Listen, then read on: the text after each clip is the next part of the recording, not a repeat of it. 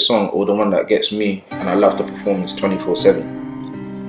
It's like a hustler's anthem. It's motivation, you know, and it's just the realness. Like, was it come up from the ghetto, 99 plate, can peach out? Yeah.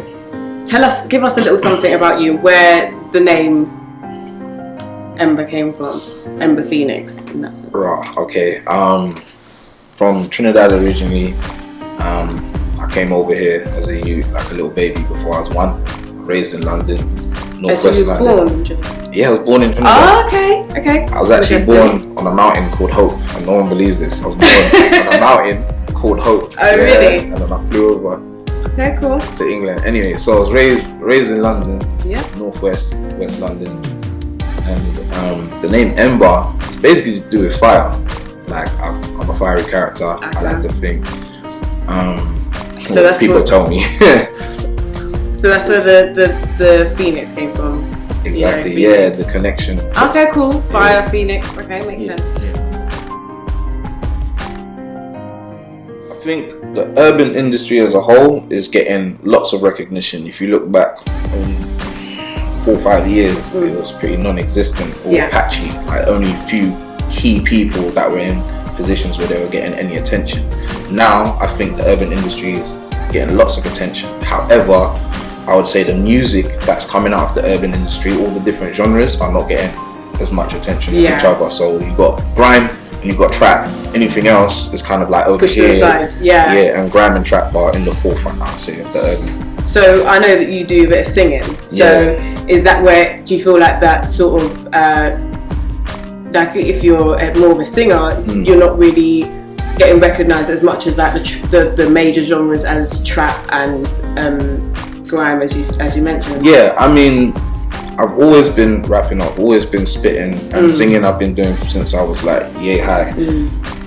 I don't think singers in the UK, as a black male from the UK, I don't think singers get that much recognition. I think for me, black UK singers from the urban like R&B hip hop scene, what, like Lamar back in the day, like coming out, I think, like shout out Lamar though, 50, yeah, 50, yeah, all of that. 50, 50, little moves his head moves, head fake, all of that stuff, but then you got people like my brother Luik, got people like Angel coming through, but I think like people, I choose those two brothers for a reason as well, because they're people that have pushed independently themselves and they've really grafted for their buzz. I don't think it was given to them on a plate, and they're from ends as well.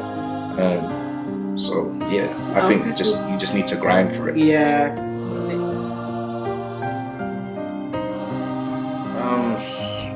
That's the name obvious people, but it's for obvious reasons. I think Skepta's dope.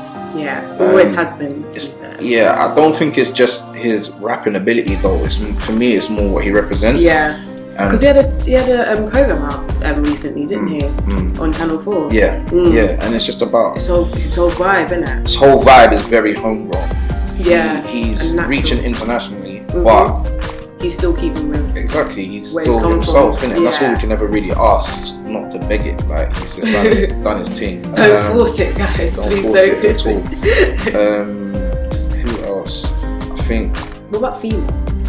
I was just gonna say that, but it was actually gonna be a female. What about female? Nadia Rose. I think is dope. Obviously, like, you've got like Steph London and that coming out, and I think Steph London, her direction is gonna be like a pop urban kind of vibe.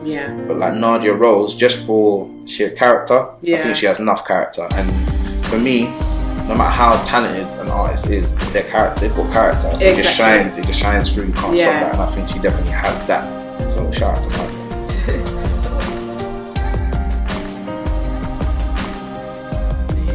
In the UK.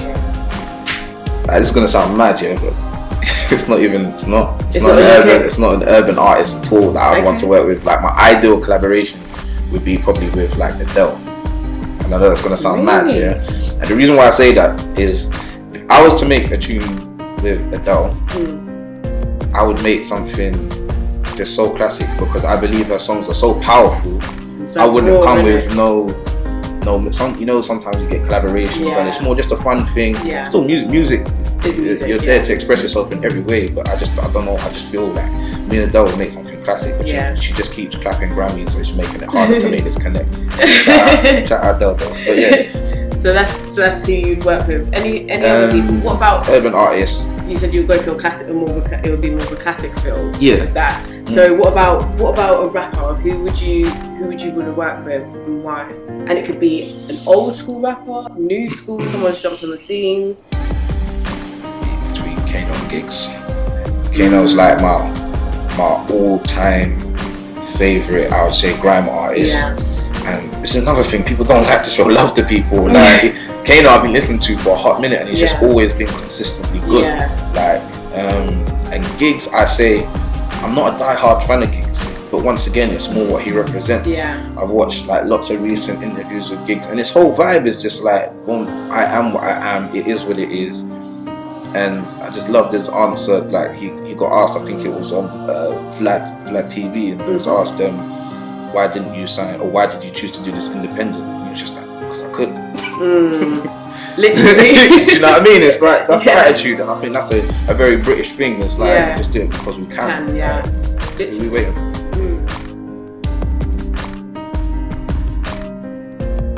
Levels EP dropped in December, so that's the merch right there on my head. And that was a joint collaboration project between myself and Beast. And now I think 2017 is about proving myself for myself and bringing purely my sound. And like I call it like R&G instead of R&B. It's like rhythm and gangster, because I make like trap / R&B music. Like, and I think I'm from the hood, but I like to think I'm well educated as well, so I bring them both together and they make a good and that's represented in my music. So I mess with people on the street, but there's also a whole other demographic that I'm trying to reach. I'm not just solely making music for my brethren in the hood so they can blaze it out of their car. Do you know what I mean? It's like I want some, I don't know, some middle-aged house mum in Sheffield to be like, bro, this Ember guy, something about him. It's you like, want to reach the different. Do you know what I'm saying? A little Susie in Scotland or something. Like, do you know what I'm saying? I named it after the group from the 90s, just the boy band. So tell us about that. What was it about that?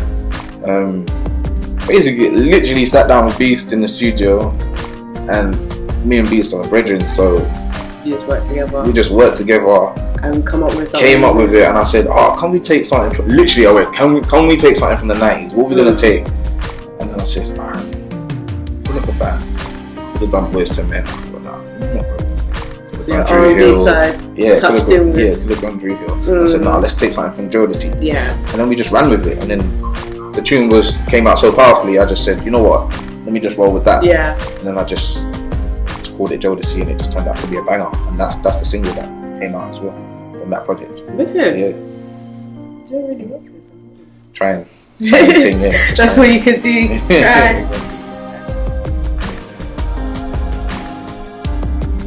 I'd say God first and foremost. Yeah. I mean, without going into too much of a long one, I think when you go through certain things, it makes you pursue answers from certain places, and the one true remainder is the fact that obviously there's a creator and everyone's here for a reason.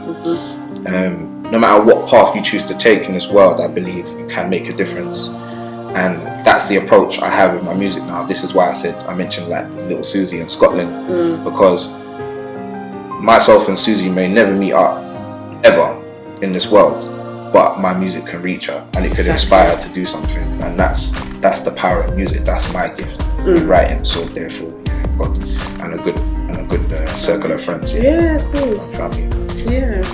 So with music, you said that you're in touch with you've always been a rapper, you've always been a singer. You've mixed the two together and come up with your combination of who you are. So in that sense, how important do you think it is to be versatile within the music industry? Do you feel that some people can, because there are some people that are out there that don't do the combination of two, just sticks to rapping or sticks to singing because that's what they do, But how important do you think it is to be versatile, or do you think it is important to be versatile, or you can just pursue it anyway? How? I think each to their own. I like to think of myself as a versatile artist because I rap and I sing. It enables me to do lots of different things, maybe different genres. Yeah. Where other artists, they are just like one thing and they stick with it. But as long as you're really good at it, it doesn't really matter. It's about how many people you can draw towards your sound. Yeah. I think that's the aim. And just to be honest as well, I wasn't always so hot on the singing thing because I did singing in church when I was little. Okay. And I was kind of pushed into that. Yeah, my mom said, go sing. Like, no choice. Yeah. Like, you have to sing. Yeah. And then when like So Solid came out and all them man there, I was like, no, I'm being a rapper. Man. I started spitting grime and that was it. It was just rap. And then I started incorporating the singing, and then that was my style. So I just stuck with it. Like, long before Drake, long before Party Next Door. Not that I knew Drake at that time. He could have been doing that in Canada. But I'm just saying, I didn't know of him to even be chasing that sound. Yeah. That was always just what I was doing naturally over here. So yeah. Okay, cool. So sorry, going back to your EP. What was your favourite song on there, and why? Like, did it, like you spoke about before, that you know, some stuff comes from you being, like, when you experience stuff, you learn from that, blah blah blah. Like, is any song reflective on that, or any life experiences or whatever? Yeah, obviously the single's Jodeci, but I think my favourite song, or the one that gets me and I love to perform, is 24/7.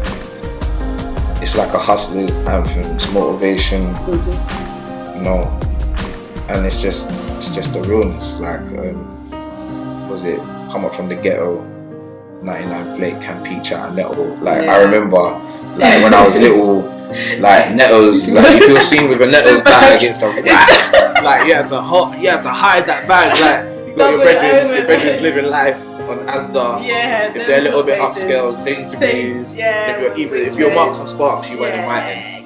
Like, you know what I mean? But if you're Gillette, do you know what I mean? So you just keep it real, fresh. I remember that. I remember them days there. So it's just about that, and just showing that it doesn't matter where you come from or what you do. As I said, like yeah, I might have positioned myself in the hood, or my mum landed in the hood when we came here. But like, as I said, through education, you can teach yourself. It doesn't matter where you're from. Yeah. You can develop yourself.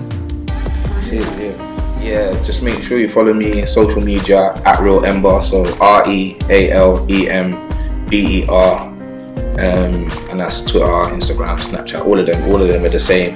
And just Google Ember Phoenix if you're still lost. We'll make it work.